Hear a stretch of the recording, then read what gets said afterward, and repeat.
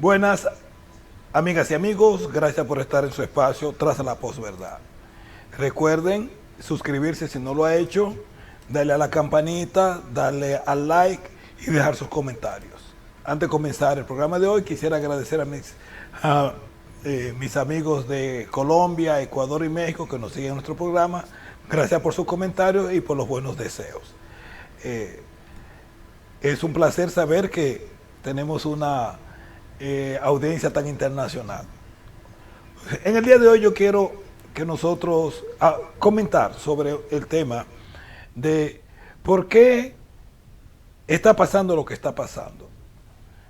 Yo me refiero al enfrentamiento entre Occidente y Rusia.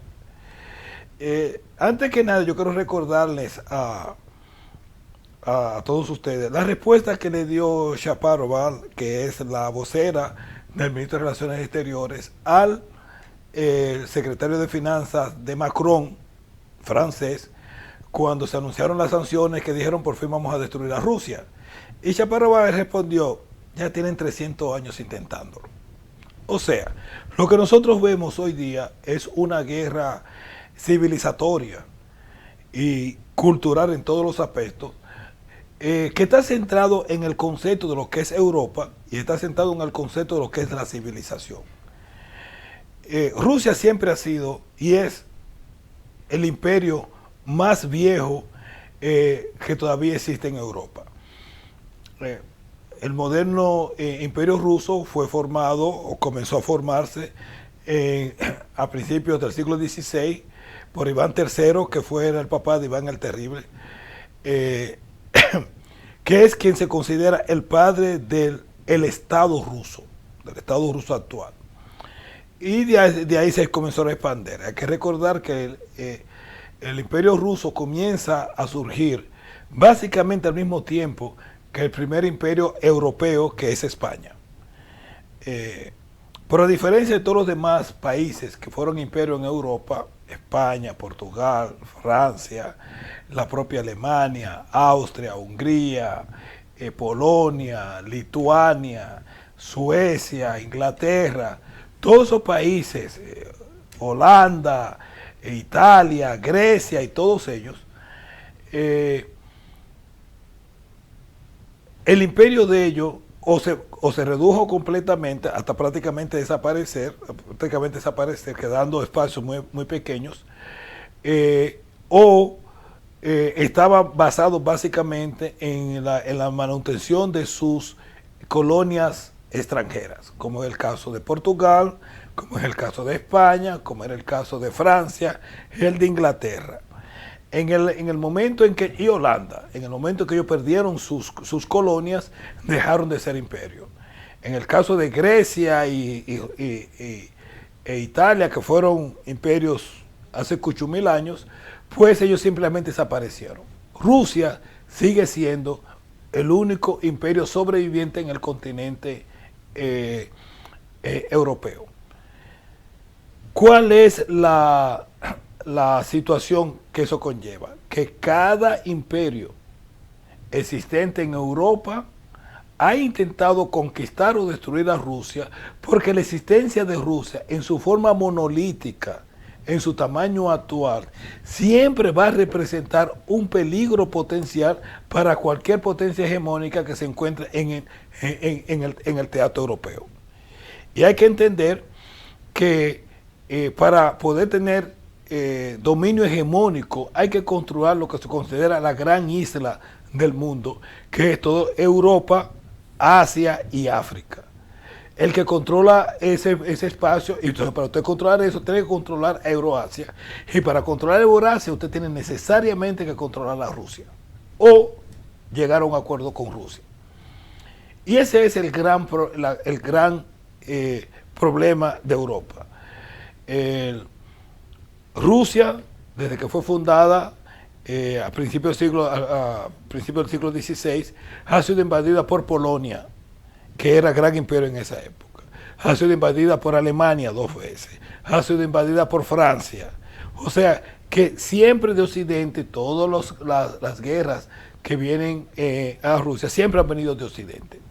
Entonces, y la pregunta es, ¿por qué razón Rusia ha sido capaz de mantenerse como un imperio unido durante todos estos años, a diferencia de todos los demás imperios europeos? Por una razón que a muchos les va a sorprender, porque Rusia es no un imperio europeo. Los imperios europeos siempre han estado basados en la superioridad cultural, en la superioridad económica, su religión. El imperio español fue basado en lo que ellos llamaron la cristianización del mundo. O sea, nosotros somos superiores a ustedes y por ende nosotros estamos obligados y destinados a eliminar la cultura vuestra e imponer la nuestra. Lo que crea un enorme nivel de tensión internamente que solamente puede mantener el imperio unido a través de guerras y masacres y de imposición de terrorismo y fuerza. En el caso particularmente de Rusia, Rusia es un imperio realmente bizantino, lo cual es toda una concepción de la relación entre las personas completamente diferente. Cuando nosotros vemos el imperio ruso, todo el mundo piensa que todo el mundo es ruso. Realmente no. Tanto la Rusia de hoy como la Rusia del imperio siempre estuvo formado por decenas y decenas de diferentes culturas, de diferentes religiones, de diferentes nacionalidades, dentro de todas las cuales se les permitía mantenerse y florecer dentro del imperio ruso. Entonces, hay una famosa, no sé si es un cuento o una realidad, de que el representante francés llega a uno de las fiestas que se hacía en San Petersburgo en la época del imperio ruso y pregunta, bueno, ¿y quiénes son esta gente? Y dice, bueno, aquel es el general menganito de tal, ucraniano, aquel es georgiano, aquel es alemán, aquel es, y así sucesivamente. Y dice, pero aquí ¿dónde están los rusos? Y dice, todos juntos ellos son Rusia. Entonces, esa concepción de que todo el mundo tiene, de crear las oportunidades igualitarias para todo el mundo, y quiero establecer claramente lo siguiente, cuando yo hablo igualitariamente no se refiere a que todo el mundo era igual. Lo que yo me refiero es que si tú eras de la realeza, independientemente de que tú fueras realeza de una de las partes, digamos, de Georgia o de Azerbaiyán o de tal parte, usted tenía los mismos derechos que cualquier miembro de la realeza rusa. Por ejemplo, uno de los hombres más ricos a la caída del imperio el imperio ruso en la época de la revolución rusa era Tártaro, aquel que intentó matar a Rasputin, bueno, el que mató a Rasputin, miembro directo de la realeza rusa, bueno, el cual murió en Europa y llegó a ser el hombre más rico del imperio ruso. Entonces, ese tipo de cosas, está el gran general Bagrationov, que murió en la defensa de Moscú, uno de los grandes héroes del imperio ruso.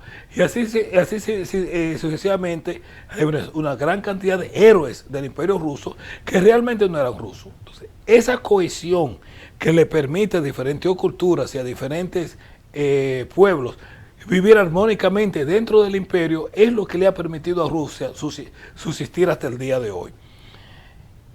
Pero al mismo tiempo es un escollo en cualquier potencia europea, en este caso los Estados Unidos, que intente dominar el espacio euroasiático, lo cual le garantiza la hegemonía sobre el mundo. Y eso no es idea nueva, esa es una idea que proviene desde la época del Imperio Británico, cuando se establece la diferencia entre los imperios marítimos y los imperios terrestres, donde la mayoría de los imperios eran versión terrestre hasta la aparición del imperio inglés. Entonces, para los Estados Unidos poder mantener la hegemonía mundial, o obtener la hegemonía mundial, la destrucción de Rusia o la conquista de Rusia o poner a Rusia de rodillas era imprescindible. No había otra, o sea, los Estados Unidos o enfrentaba a Rusia o se olvidaba de la hegemonía mundial.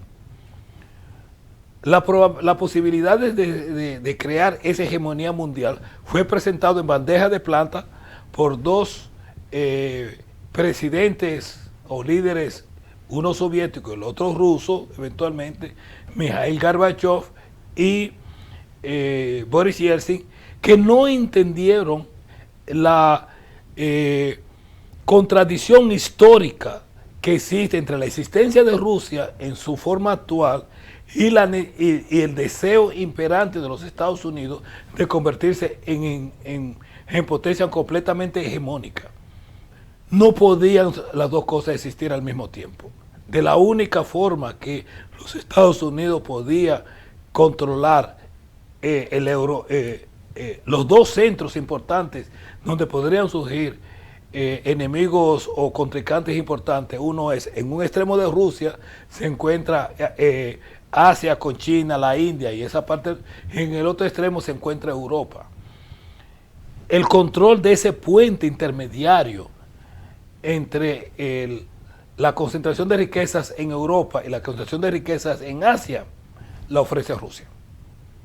Por tal solamente el control de Rusia era básico para el mantenimiento y sostenimiento del poder hegemónico de los Estados Unidos, lo que parcialmente se logró durante las presidencias, los liderazgos de Gorbachev y especialmente durante Yeltsin, que se convirtió en un vasallo de los Estados Unidos. Con el surgimiento de Putin, las cosas comienzan a cambiar hasta que en el 2007, en su famoso discurso en Múnich, él declara que nosotros no vamos a ser vasallos de ustedes.